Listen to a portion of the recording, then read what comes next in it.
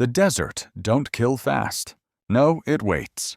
Waits till the sun's high and mean.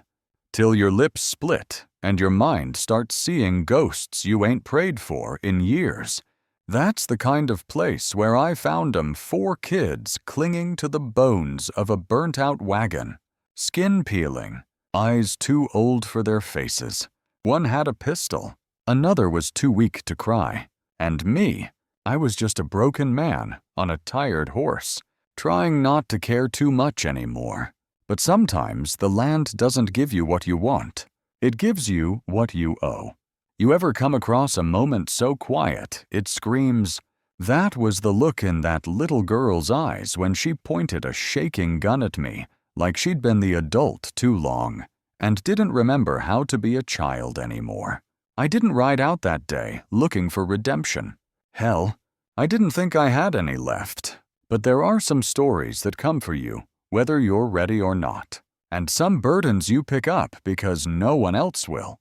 This one carved itself into my ribs like sun-baked truth. What would you have done, out there in that heat, with nothing but buzzards and memory for company? Drop your thoughts below. I read every single one. Now, let's see how that story went down. The sun over dry pines. Texas had a way of baking a man's thoughts right down to the bone. For Jack Rowley, those thoughts were mostly of silence, the kind that had settled into his little ranch like dust after a storm that had taken everything. His wife, Martha, and their 2 young'uns. Gone? Years now, but the fire that claimed them still burned a cold spot in his memory, a place the desert heat couldn't touch. His days were marked by the sun's slow crawl across a bleached sky, the creak of saddle leather, and the lowing of the few head of cattle he bothered to keep. Loneliness was a faithful, if unwelcome, companion. He was riding the fence line, the air thick enough to chew, when a smudge of black smoke tainted the pristine blue.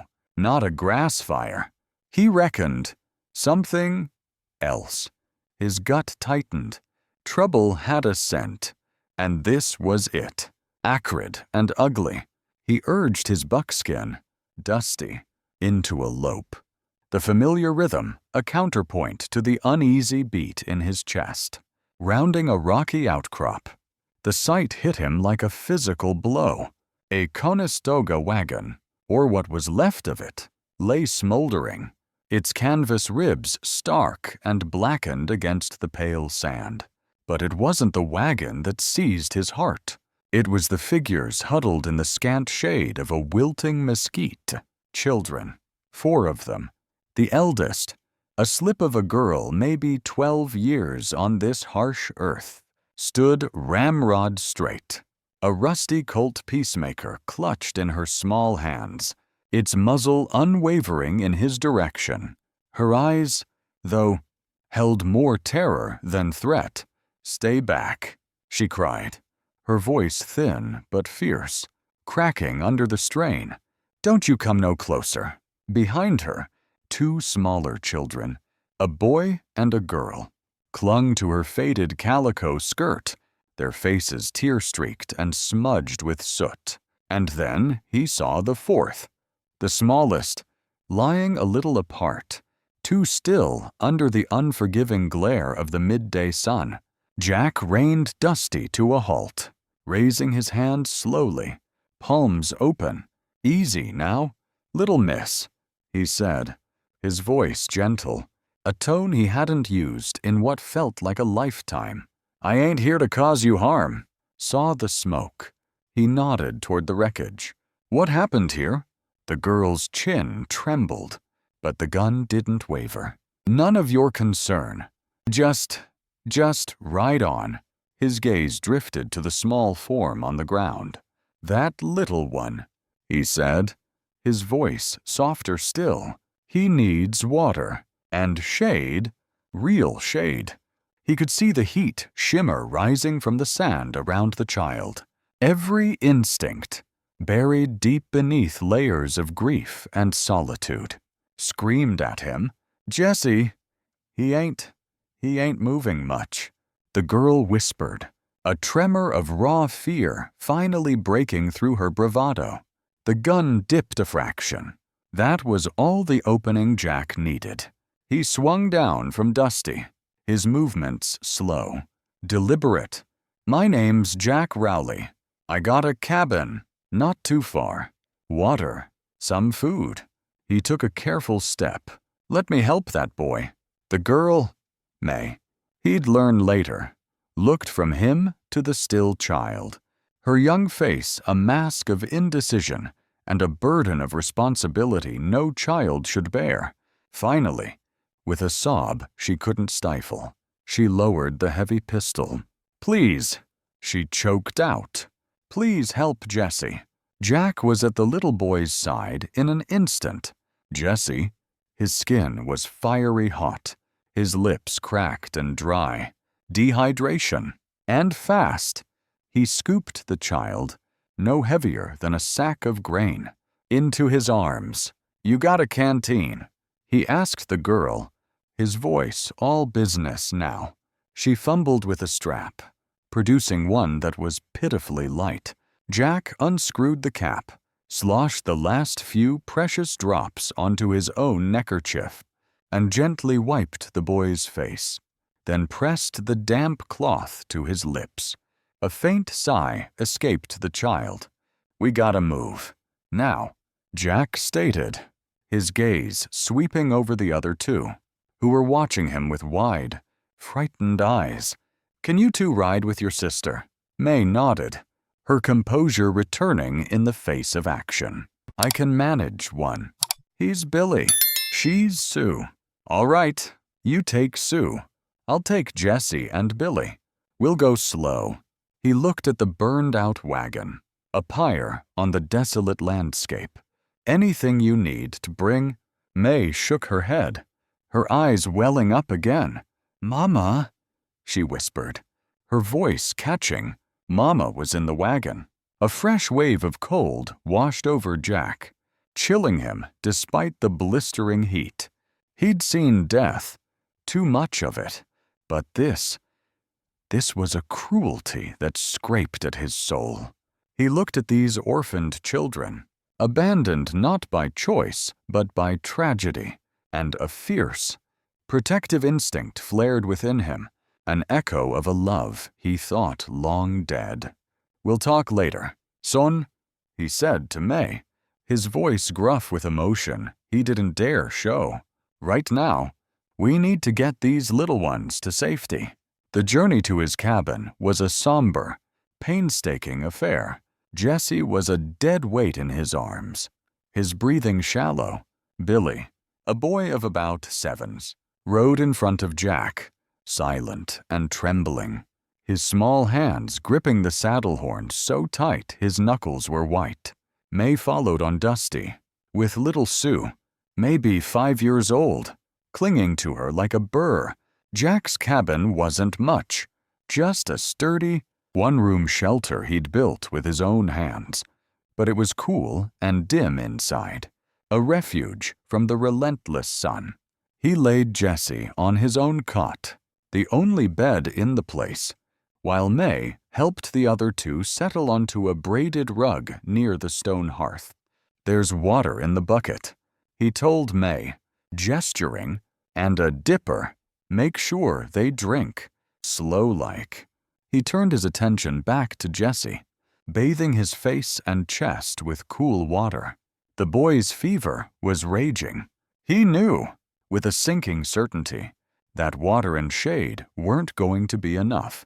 Later, after a meager meal of jerky and cold biscuits, all he had to offer on short notice, the story tumbled out of May, hesitantly at first, then in a rush, as if the words themselves were a burden she couldn't carry alone any longer.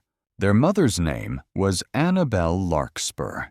Their pa never knew him, May said, her voice flat. Mama never said. Folks weren't always kind.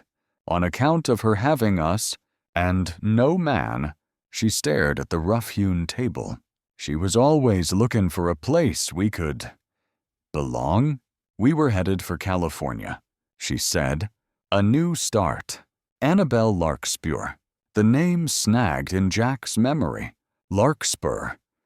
He remembered Martha, years ago, talking about a young woman, newly arrived in the settlement near Dry Pines, struggling with a baby. Martha, with her boundless compassion, had taken her under her wing, offered help, a friendly face when others turned away. Annabelle, it had to be her.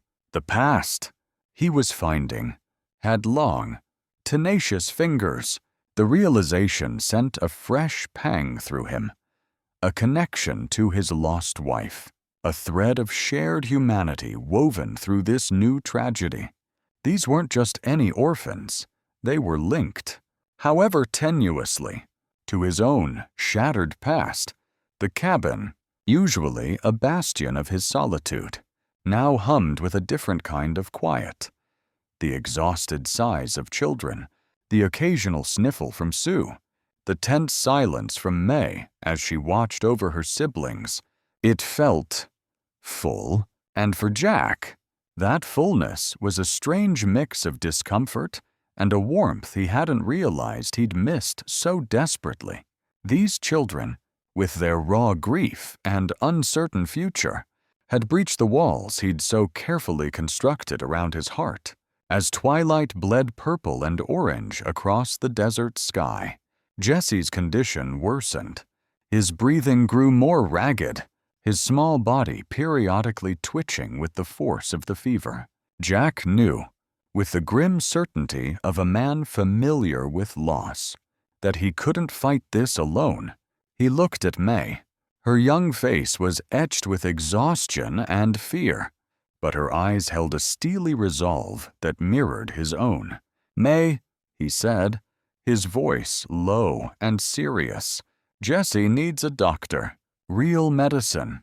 The nearest one is Doc Miller, in Redemption. It's a hard ride, especially at night." Her eyes widened slightly. You're going. Have to," he stated simply. "He won't last till morning otherwise. I reckon." He hesitated. "I'll have to leave you here. With them." He nodded towards Billy and Sue, now asleep, huddled together on the rug. "You think you can manage. Lock the door. Don't open it for anyone but me." May straightened her narrow shoulders. The weight of the world seemed to settle on them again, but she didn't flinch. "We'll be all right, Mr. Rowley," she said, a quaver in her voice but determination in her gaze. You bring help for Jesse. Please, I'll ride like the devil himself is on my tail." Jack promised. A grim vow. He checked his saddlebags. Canteen full. A little jerky. He wouldn't need more. He wouldn't be stopping. He strode to the door, then paused, looking back at the scene. The sleeping children, the watchful girl, the feverish boy on his cot. This small, broken family, thrown into his solitary life by a cruel twist of fate. The desert night was cool, a welcome change from the day's oppressive heat. But as he mounted Dusty and spurred him towards redemption, a different kind of fire burned in Jack Rowley. A desperate urgency, a flicker of hope, and a terrifying sense of responsibility for the young lives he'd pulled from the ashes of the desert. He was riding not just for Jesse, but for a past he couldn't reclaim, and a future he hadn't dared to imagine. The prairie night swallowed Dusty's hoofbeats. Each thud, a desperate prayer drummed into the unforgiving earth. Jack rode with a singular focus, the image of little Jesse, burning with fever, seared into his mind. The moon, a cold silver coin in the inky sky, offered little comfort, only illuminating the vast, lonely stretch of land between his cabin and Dry Pines. He pushed Dusty and himself harder than he had in years. the wind whipping at his face, carrying the scent of sage and desperation. Every shadow seemed to jump, every coyote's howl a mournful echo of the race against time he was running. He thought of Martha, of their own children, and a fresh agony twisted in his gut. He couldn't lose another child. Not like this. Dry Pines was a scatter of sleeping buildings when he finally thundered in, Dusty's breath sawing in the quiet. He made straight for the sheriff's office, lamplight still yellow in its window. Sheriff Daniels was a man whose weathered face had seen its share of Texas troubles. A man Jack trusted. He hammered on the door. Jed! Jed! Wake up! It's Jack Rowley. The door creaked open to reveal the stocky sheriff, his suspenders hanging loose over his long johns, a confused scowl on his face. Rowley? What in tarnation? No time. Jed? Jack cut him off, his voice hoarse. Children, 4 of them. Wagon burned out east of my place. One of them, a little boy. He's bad. Fever, real bad. Understanding, and then alarm, dawned on Daniels's face. Orphans. Looks that way. Their ma. She didn't make it. Daniels swore under his breath. All right, Jack, hold your horses. Sister Rosa. She's the one you need for a fever like that. I'll fetch her. You rouse a couple of the boys. Get a buckboard if we can find one light enough and fast. While Daniels headed for the small adobe building that served as both chapel and infirmary for Sister Rosa, Jack managed to gather 2 other grim-faced men. Awakened by the commotion, Sister Rosa emerged with the sheriff. A small, wiry woman with eyes that held both profound compassion and no-nonsense practicality. She carried a worn leather satchel that Jack knew held more healing knowledge than most town doctors. Tell me everything. Mr. Rowley, as we go, she said, her voice calm but firm, already assessing the situation. The journey back was a torment of renewed urgency. Sister Rosa, perched on the buckboard seat beside Jack, listened intently as he recounted the discovery, her expression growing graver with each detail about Jesse's condition. The rising sun was painting the eastern sky in hues of blood orange and pale rose when they finally reached the cabin. May stood framed in the doorway, her small figure rigid with anxiety, her eyes darting from Jack to the newcomers, relief warred with suspicion on her face. He's worse, Mr. Rowley, she whispered, her voice trembling. He barely stirs. Sister Rosa was past her in a moment, kneeling beside the cot. The air in the cabin was thick with the scent of sickness and fear. Jack watched, hands clenched into useless fists, as she examined Jessie, her touch surprisingly gentle yet efficient. She produced vials and powders from her bag, mixing a poultice, coaxing a few drops of a dark liquid between Jessie's cracked lips. Minutes stretched into an eternity, measured by Jessie's shallow, ragged breaths and the hushed prayers Sister Rosa murmured in Spanish. Finally, after what felt like a lifetime, a small sigh fluttered from Jessie. A little color, other than the angry flush of fever, seemed to return to his cheeks. Sister Rosa sat back on her heels, wiping a bead of sweat from her brow with the back of her hand. She looked up at Jack, her dark eyes serious. "Señor Rowley," she said, her voice low, "you brought him back from the very edge. Had you been even an hour later—" Dios mío. The boy would not have seen another dawn. The words hit Jack with the force of a physical blow. He leaned against the rough log wall, a shudder running through him. An hour, the vastness of that single hour, measured against a child's life, was a terrifying thought. In the days that followed, under Sister Rosa's continued care and May's devoted nursing, Jessie slowly, miraculously, began to mend. The cabin, once a silent monument to Jack's grief, started to echo with new sounds.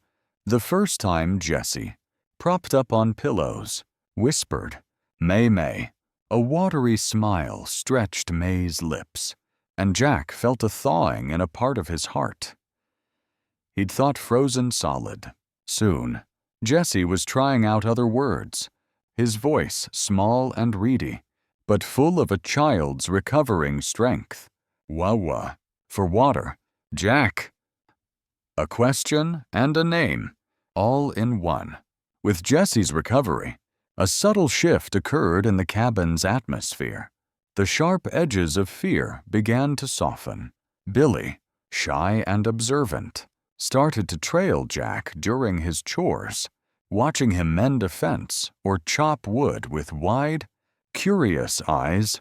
Sue, bless her innocent heart, would present Jack with fistfuls of wildflowers, her gap-toothed smile a balm to his old wounds. And May was the slowest to change, her young shoulders still carrying the weight of her lost mother and her responsibilities. But Jack noticed the suspicion in her eyes fading, replaced by a watchful, hesitant trust. She'd ask his opinion on things, small matters about cooking or mending. Once, he even caught the ghost of a smile on her face when he told a clumsy story about a stubborn calf. It was like watching a desert bloom after a rare rain. Slow, tentative, but beautiful in its tenacity. One afternoon, as Jack was sorting through a small bundle of belongings May had salvaged, clothes mostly, smoke-stained and heartbreakingly few, a small, cloth-bound book fell from the folds of an old woolen shawl, likely Annabelle's. It was a journal, its pages filled with a neat, looping script. He hesitated, feeling like an intruder, but May, seeing it, just nodded mutely. Her eyes shadowed. Mama wrote in it, every night. With a heavy heart, Jack opened it. Annabelle Larkspur's words painted a picture of a mother's fierce love and her desperate struggle. She wrote of her children's smiles, their small triumphs, her dreams for their future. But there were darker entries, too. Lists of names. Men who owed her money for laundry services or mending. Their debts small but significant to a woman trying to feed 4 mouths. Then, more chillingly, came mentions of threats, veiled and overt, from individuals angered by her presence, her independence, or perhaps by debts she herself couldn't pay. And one name, written and then furiously smudged, almost obliterated, but still faintly discernible under the lamplight. Denton Briggs. The name prickled at Jack's memory. Denton Briggs, a rancher from the next county over. Known for a quick temper and a harder reputation, why would Annabelle write his name with such vehemence, then try to erase it? A cold knot of unease tightened in Jack's stomach. Annabelle's death in that fire. Had it truly been an accident? The cabin, though, seemed determined to embrace life. The children, guided by May, fell into a routine. Billy proved surprisingly adept at sweeping the wooden floor. Sue took it upon herself to dust with a feather, mostly stirring it into the sunbeams. May, with an inherited practicality, managed their meager supplies, her cooking slowly improving with Jack's quiet guidance and the occasional offering from Sister Rosa or Sheriff Daniels's wife. They even found some of Martha's old books packed away in a trunk, fairy tales and primers, and May would read aloud in the evenings, her voice soft, while Billy and Sue listened, captivated. One morning, May approached Jack, clutching a small packet of seeds she'd found tucked in Annabelle's journal. "Mama always wanted a flower garden," she said, her voice barely above a whisper. "Said flowers were like hope you could see." And so, they planted flowers, tiny, hopeful seeds in the harsh Texas soil. Just outside the cabin door, Jack tilled the small patch, his hands, accustomed to the rough work of ranching, surprisingly gentle. The children watered them with a fierce dedication. It was a small act, but it felt monumental. Jack found himself watching them, a strange ache in his chest that was more warmth than pain. The cabin, his fortress of solitude, was becoming a home again, filled with the small noises, the bright energies, the undeniable presence of life. He was mending fences, yes, but also mending parts of himself he hadn't known were still broken. One evening, as the stars began to prick the velvet expanse of the desert sky, Jesse, now strong enough to sit on Jack's lap by the crackling fire, looked up at him, his small face earnest in the firelight. "Mr. Jack," he piped, Is this heaven?" Jack looked down at the boy, at his innocent, trusting face. He thought of the fire, the loss, the desolation that had been his life. He looked at May, watching them with a soft expression, at Billy and Sue dozing on the rug. He felt the warmth of the child in his arms, the quiet peace of the cabin. A slow smile touched Jack's lips, a genuine smile that reached his eyes.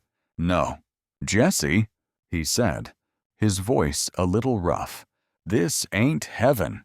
He paused, his gaze drifting to the newly planted seeds outside, holding their promise of future blooms. "But I reckon it's something of a miracle." The fragile peace that had settled over Jack Rowley's cabin, as warm and hopeful as the scent of newly turned earth around their tiny flower patch, was not destined to last. The desert, it seemed, always had another hardship brewing, another test of a man's soul. The miracle Jesse had spoken of felt as thin as morning mist when the rider appeared, a dark silhouette against the harsh afternoon sun, moving with an unwelcome purpose towards their secluded haven. Jack was mending a harness near the corral, May and Billy nearby, attempting to coax a stubborn goat, while Sue made mud pies under the shade of the porch. He saw the rider first, a knot tightening in his belly. Strangers were rare, and rarely brought good news. This one had an air about him even from a distance, a swagger that set Jack's teeth on edge. As the man drew closer, Jack's unease solidified into cold dread. The rider was fleshy, with a self-important puff to his chest, and small, avaricious eyes that swept over the cabin and the children with a possessive glint. He dismounted, his boots too shiny, his clothes too fine for this rugged country. "Afternoon," the man said, his voice unctuous, though it didn't quite mask a harder tone beneath. "I'm looking for some children. Name of Larkspur." Jack straightened, moving to place himself subtly between the stranger and the children, who had fallen silent, sensing the shift in the air. May's hand instinctively went to Billy's shoulder. "Who's askin'?" Jack's voice was level, betraying none of the sudden chill that gripped him. "Name's Denton Briggs," the man announced, puffing his chest out further. "I'm their uncle. Annabelle Larkspur was my sister. I've come to take my kin home." He produced a sheaf of papers from his inner coat pocket with a flourish. "Got the legal documents right here. Custody." Jack's eyes narrowed. Annabelle's journal had painted Briggs not as a concerned relative, but as a name smudged out in anger or fear. "Funny," Jack said, his voice dangerously soft. Annabelle never mentioned a brother, and these children don't seem to know you. May, her face pale but set, stepped forward slightly. Mama never spoke of no uncle. We don't know you. Briggs's smile thinned, his eyes hardening. Grief does strange things to a child's memory. Annabelle and we had our differences. But blood is blood. These papers say they're mine. He thrust them towards Jack. Jack took them, his gaze flicking over the official-looking stamps and signatures. They looked convincing enough, if a man didn't know any better. But Jack knew the terror in Annabelle's smudged ink. He knew the hope he'd seen rekindle in these children's eyes. These papers, Jack said slowly, handing them back. They might say one thing, but these children have been through enough. They've found a safe place here. Briggs's face mottled with color. Safe. With you, a stranger. I'm their family. The law says they come with me. Now, are you going to hand them over peaceably? Or do I need to make a trip back to Dry Pines and fetch Sheriff Daniels to enforce my rightful claim? You can fetch whoever you like, Jack stated, his hand dropping almost casually to rest near the worn Colt at his hip. These children ain't going anywhere with you today. Not till I'm satisfied you are who you say you are, and that your intentions are what they ought to be for kin. A flicker of something ugly, frustration, malice, crossed Briggs's face. You're making a mistake, old man, a big one. You think you can just defy the law. You think you know what's best for them. His voice dripped with sarcasm. You have no idea who you're dealing with. Maybe not, Jack conceded, his gaze unwavering. But I know what fear looks like in a child's eyes. And I see it now. Looking at you? Briggs snatched the papers back, his composure cracking. This ain't over. I'll be back. And when I return, it won't just be with the sheriff. It'll be with the law on my side. And maybe even the folks who really want these children settled. He spat on the ground. The people I answer to. They don't take kindly to interference. He swung himself back onto his horse, a fine animal too well bred for a man like him. Jack noted, with a final glare, Denton Briggs wheeled his mount and galloped away, leaving a cloud of dust and a heavy silence in his wake. The moment he was gone, May rushed to Jack's side. He's lying. Mr. Rowley, Mama would have told us. She was scared of a man named Briggs. I think I heard her crying about him once. Jack put a reassuring hand on her shoulder, though his own heart was hammering. I believe you, May. He ain't taken any of you. But the threat lingered, poisonous and potent. The people I answer to. This wasn't just about a greedy, false uncle. This was something bigger, darker. That evening, the mood in the cabin was somber. Jack laid his Colt on the table. May, Billy, he said, his voice grave. That man, Briggs, he aims to cause trouble. Serious trouble? I don't reckon he'll give up easy. He looked at their young, apprehensive faces. I pray it don't come to this, but we need to be ready. I need to teach you how to protect yourselves, how to use a firearm, not to seek out a fight, but to end one if it comes to our door. He wouldn't let them be helpless again. The memory of the burned wagon, of their vulnerability, was a spur. The next few days were filled with grim lessons. He taught May the heft and responsibility of the old Colt she'd first brandished, how to aim, how to control her breathing. For Billy, he had a smaller, older rifle, ensuring the boy understood its power and its purpose. Defense only. It was a heavy burden to place on young shoulders, and Jack saw the fear in their eyes, but also a growing resolve. They were Annabelle's children. After all, resilience ran deep in their blood.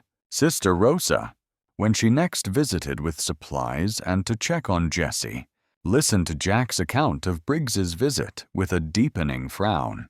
Denton Briggs, she mused, her brow furrowed. I know the name. He is not kin to Annabelle Larkspur. Of that I am certain. Her family was from further east, and they had no such connections here. Briggs, he has a bad reputation. Whispers of dealings across the border. Shady land claims. She looked at Jack, her eyes troubled.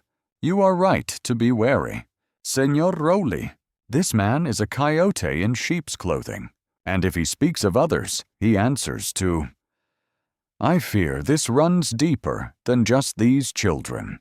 Her words confirmed Jack's worst suspicions. He went back to Annabelle's journal that night, searching for any other clue. Tucked into a flap at the back, he found another folded paper. It wasn't a letter. It was a debt note, signed by Annabelle Larkspur, promising an exorbitant sum to a name he didn't recognize. But the terms were brutal, the interest impossible, and at the bottom, another name, almost like a witness or an enforcer. D. Briggs. Beneath that, a faint, almost invisible notation, possibly added later by Annabelle herself. They said they would take the children if I didn't sign. Border gang. Sell them south. A cold fury washed over Jack. This wasn't just about debt or false claims of kinship. This was human trafficking. Annabelle had been caught in a vile network, trying to protect her children, and had likely paid the ultimate price. Briggs wasn't just trying to get the children. He was trying to acquire assets, or perhaps silence any potential witnesses to his and his employer's crimes. As if the weight of this discovery wasn't enough, Jessie took a turn for the worse. The fever returned, fiercer this time, accompanied by a hacking cough that racked his small frame. Sister Rosa was summoned, her face growing increasingly grave as she examined the boy. It is his lungs, Senor Jack, she said, her voice heavy with concern. The smoke he inhaled from the fire.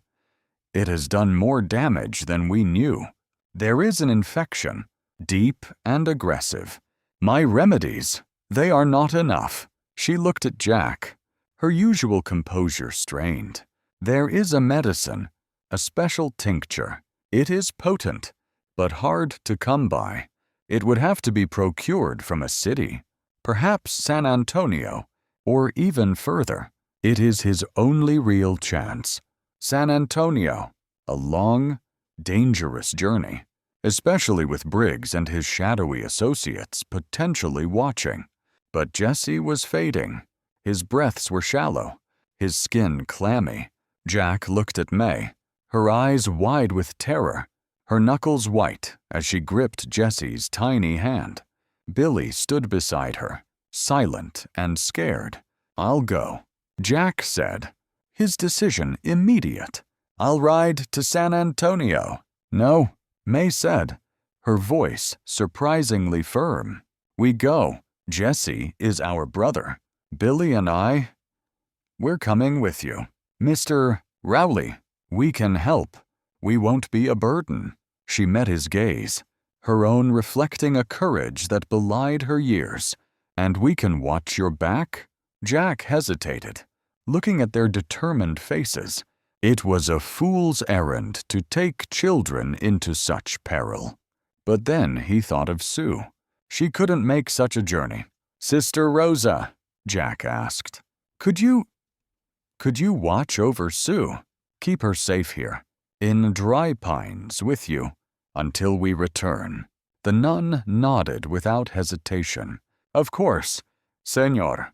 She will be as my own. You go, and may God ride with you. The decision was made. They would leave at dawn. Jack, May, and Billy, a desperate man and two brave children. riding into the unknown, towards a distant city, carrying the slim hope of a rare medicine. With the shadow of Denton Briggs and a ruthless trafficking ring looming behind them, the simple life Jack had envisioned, the quiet healing, had shattered. Now, it was a fight for survival, a journey into the heart of danger, all for the sake of a little boy who had called their makeshift home a miracle. Jack prayed they could find another one. What did you think of today's story? If it made your day, drop a good in the comments. If it didn't hit the mark, just type 1. Got your own thoughts? I'd love to hear them below. And hey, don't forget to hit subscribe. It's free, and it really helps the channel grow. Thank you so much for being here. Ed from their supply run into Dry Pines, their first short leg before the true journey south for the rare medicine began. Jack intended to leave a message with Sheriff Daniels about their extended absence, a precaution that now felt more necessary than ever. They were just about to mount up, the first pale streaks of dawn painting the sky, when May, her senses always keen, stiffened. Riders. "Mr. Rowley," she whispered, her eyes fixed on the low ridge to the east. More than one. Jack's hand went to his Colt. He scanned the horizon. 5. No. 6 figures emerging from the morning mist, moving with an unnerving confidence. As they drew nearer, Jack recognized the portly form of Denton Briggs leading the pack. The men with him were hard-faced, wearing dusty denims and gun belts, and each sported a gleaming star pinned to his vest.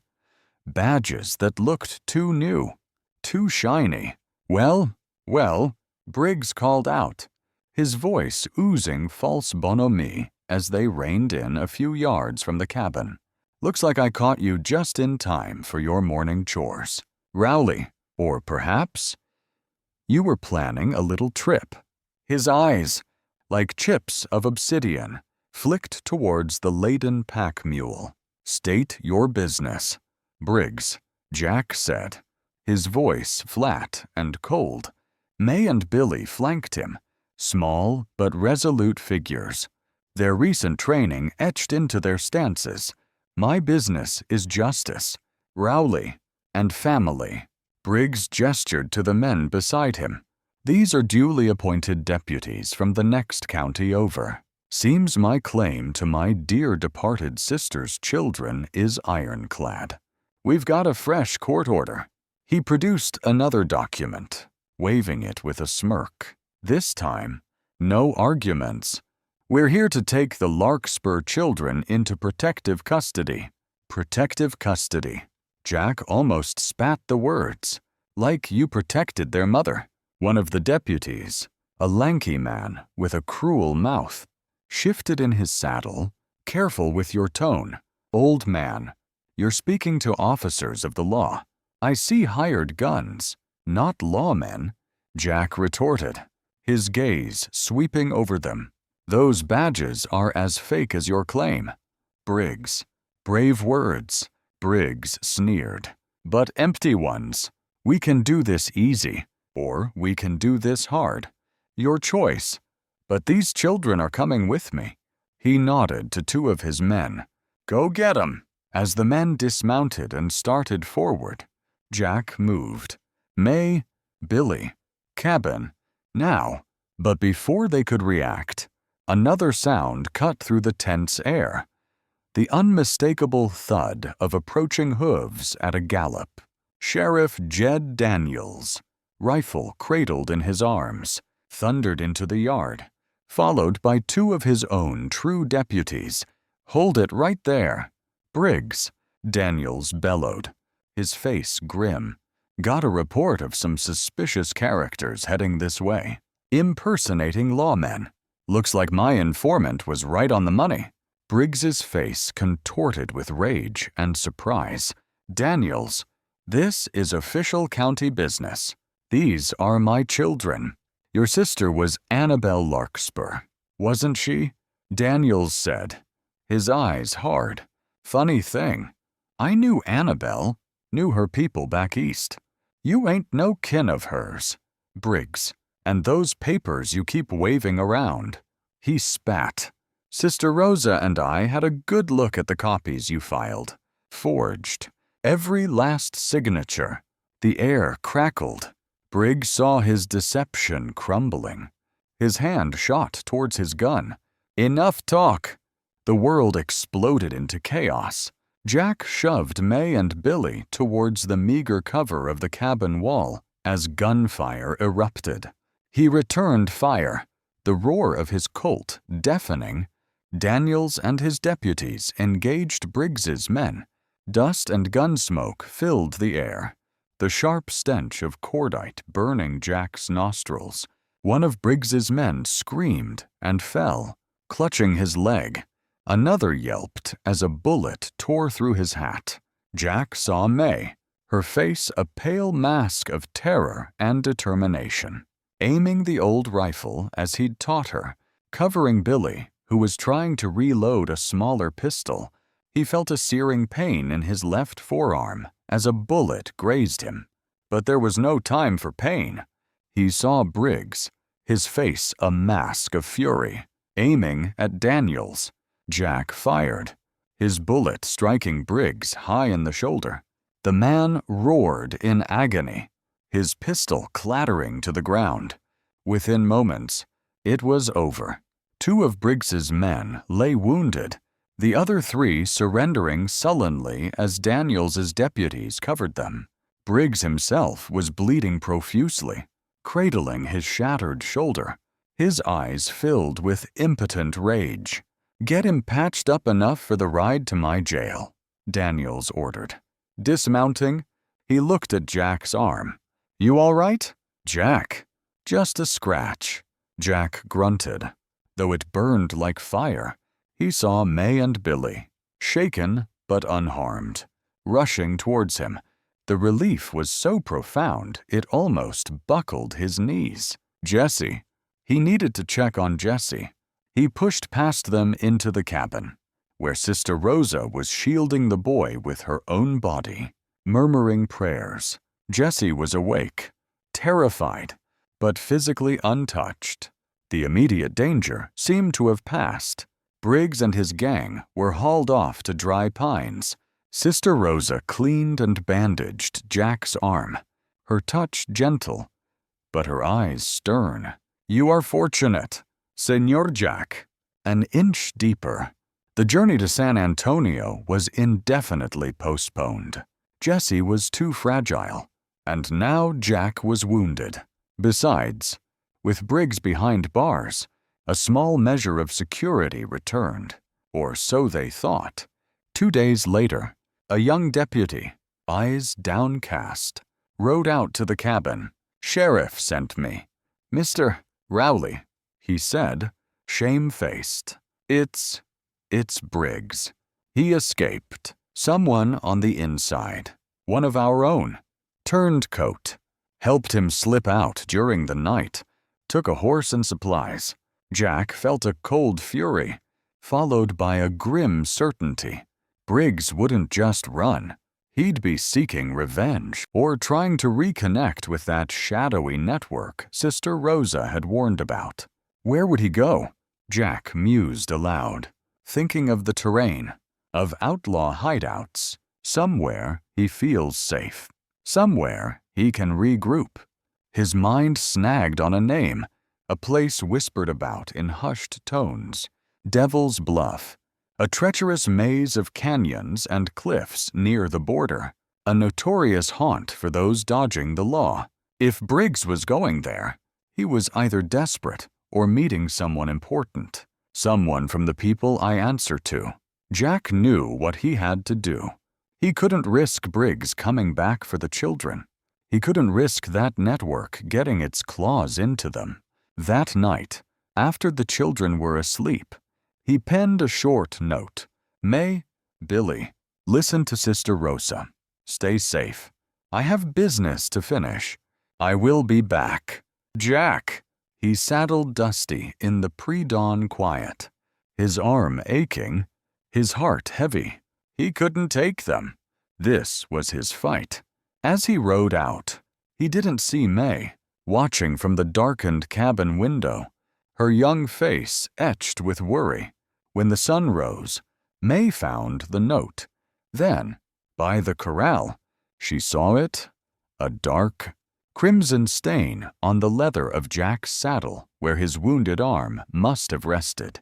A stain he'd likely missed in the dark. Fresh blood, more than just a scratch.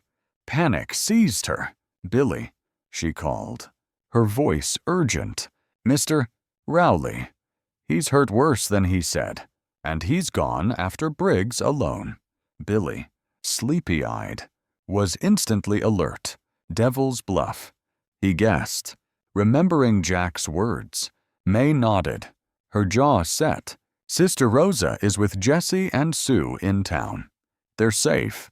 But Mr. Rowley, he isn't." She looked at her brother, the shared ordeal of the past weeks forging an unspoken understanding between them. "We have to go. He needs us."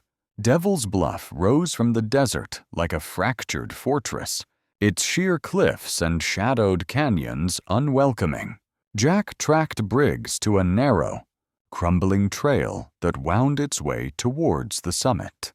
He found him near the edge of a precipice, not meeting anyone, but seemingly trapped, his wounded shoulder making the climb too arduous.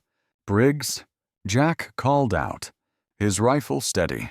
Briggs whirled, his good hand instinctively going for a gun that wasn't there. He'd likely lost it, or been disarmed during his escape. His face was pale, beaded with sweat. "Rowley, come to finish the job," he snarled, his back to the dizzying drop. "Just came to see you face proper justice. Briggs, for Annabelle, for those children, those brats." Briggs spat. "They were my ticket out of this cursed land. My employers." He lunged, not at Jack, but towards a weathered satchel Jack hadn't noticed tucked beside a rock. As Briggs grappled for it, the loose scree under his feet gave way. He cried out, scrabbling for purchase as the edge of the cliff began to crumble. Jack reacted without thinking. He dropped his rifle and lunged, grabbing Briggs's outstretched hand just as the man began to slide. The pull on Jack's wounded arm was agonizing, but he held on, his boots skidding dangerously close to the collapsing precipice. The ground groaned, a section of the cliff face shearing away with a deafening roar, plunging into the canyon below. For a terrifying moment, both men dangled, Jack's strength the only thing between Briggs and oblivion. With a Herculean effort, fueled by a deep-seated refusal to let another life be lost on his watch, even a life as vile as Briggs's, Jack hauled him back from the brink. They collapsed onto the remaining ledge, gasping for breath, dust and fear choking them. It was then that Sheriff Daniels, May, and Billy appeared at the head of the trail, having followed Jack's tracks, their faces a mixture of terror and relief.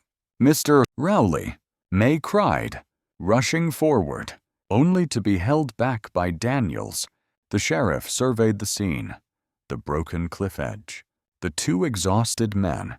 "Looks like you saved me the trouble of a long climb." "Jack?" he said grimly, his deputies already moving to secure the sputtering. "Defeated Briggs, and it seems you saved him too, more than he deserves." Briggs, broken and covered in dust, offered no resistance. As they led him away, May and Billy rushed to Jack's side. He was caked in dirt, his arm bleeding afresh, but he was alive. May, for the first time since he'd known her, threw her arms around him, burying her face in his dusty shirt. Billy stood close, his small hand gripping Jack's belt.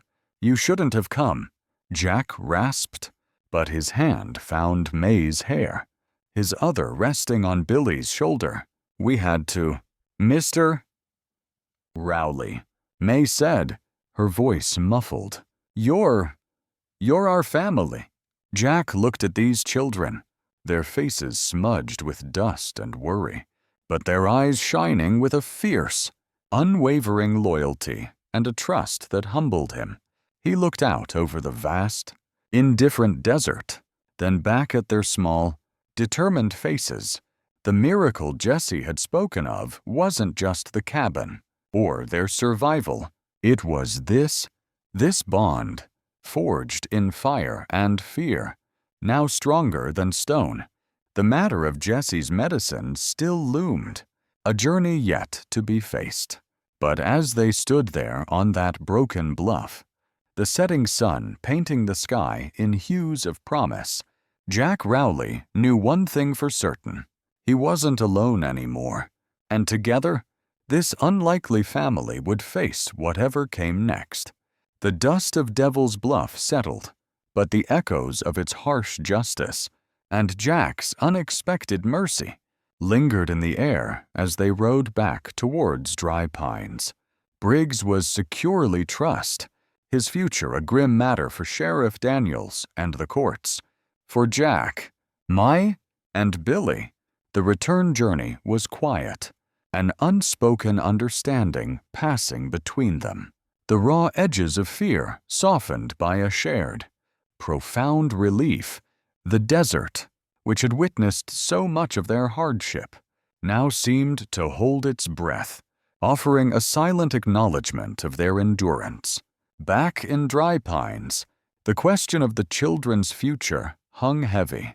Sheriff Daniels, a man whose gruff exterior couldn't entirely hide a decent heart, broached the subject gently. Jack, he began, his office feeling small and stuffy after the open plains, about the young'uns. Officially, they're wards of the territory. The circuit judge will be through next month. Standard procedure would be an orphanage down south. Jack, who'd been staring out the window at the dusty street, turned slowly. His gaze was unyielding. No, he said, his voice quiet but steel hard. They ain't going to no orphanage. They've lost enough. They've got a home. Your cabin ain't exactly a palace. Jack, Daniels reasoned, though without much conviction. And you ain't their legal kin. I'm what they've got, Jack stated, and they're what I've got. We'll make do. That cabin, it's seen worse days. And so have we.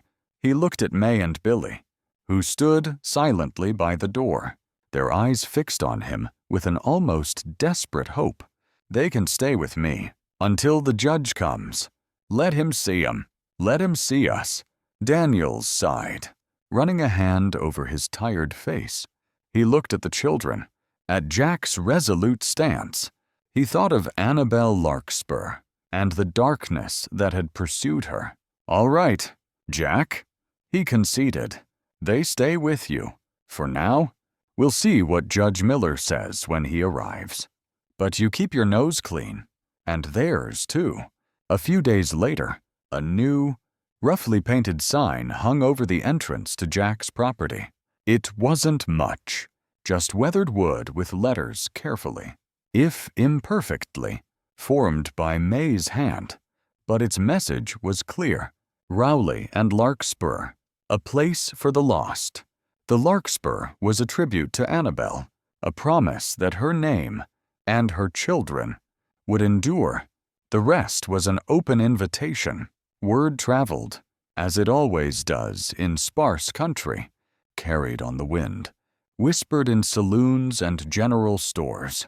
Tales of the widower who'd taken in orphans, who'd faced down outlaws, who'd built a sanctuary, and slowly, hesitantly, others began to arrive.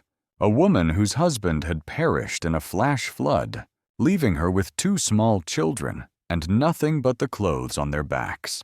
A young man, barely more than a boy, cast out from his family for reasons unspoken. An old prospector, his dreams of gold turned to dust. seeking only a warm fire and a kind word. Jack asked no questions. He offered what he had, a share of their food, a place by the fire, a patch of ground to call their own for a spell. The cabin, once a monument to solitude, began to expand. Walls were added, lean-tos constructed, the ring of hammers and the murmur of voices replacing the lonely sigh of the wind. It wasn't just Jack's labor anymore. It was a collective effort, a testament to shared burdens and newfound hope. One dusty afternoon, a wagon creaked to a halt before the now bustling homestead. A woman sat on the seat, her hands folded calmly in her lap, her face serene. "This is the Rowley place?" she asked, her voice melodious. "The one for folks who've lost their way a bit." Jack nodded, taking in her neat, if worn, dress. It was then he noticed her eyes. A beautiful shade of sky blue did not quite focus on him, but rather past him, seeing something only she could perceive. "I am Miss Elara Vance," she said with a gentle smile. "I was a teacher, back east. My sight, it failed me, but my hands and my mind are still good. I heard you have children here. Perhaps I could be of some use, teaching them their letters, their numbers, stories. Even sometimes stories are the best medicine for an aching heart." Miss Elara became a fixture, her calm presence a balm to the often turbulent emotions of their growing family. She taught not just the Larkspur children, but all who gathered. Jesse, his lungs healed by a combination of Sister Rosa's unceasing care once Briggs was no longer a threat. Securing necessary, if not rare, remedies had become simpler, and his own resilient spirit blossomed under her patient tutelage. She had a gift for reaching the withdrawn, for soothing the traumatized, for finding the spark of curiosity in even the most downtrodden.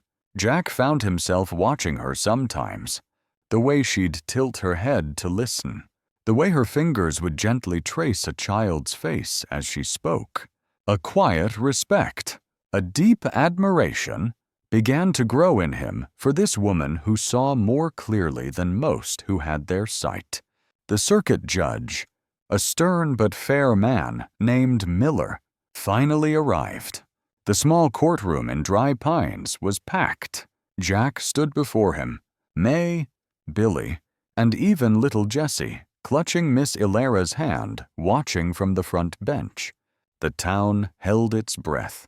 Briggs, looking diminished and sullen, was there too, along with evidence meticulously gathered by Sheriff Daniels, Annabelle's journal, testimonies from people Briggs had wronged, damning letters that exposed the wider network of child traffickers operating near the border. The trial was swift. The evidence against Briggs was overwhelming.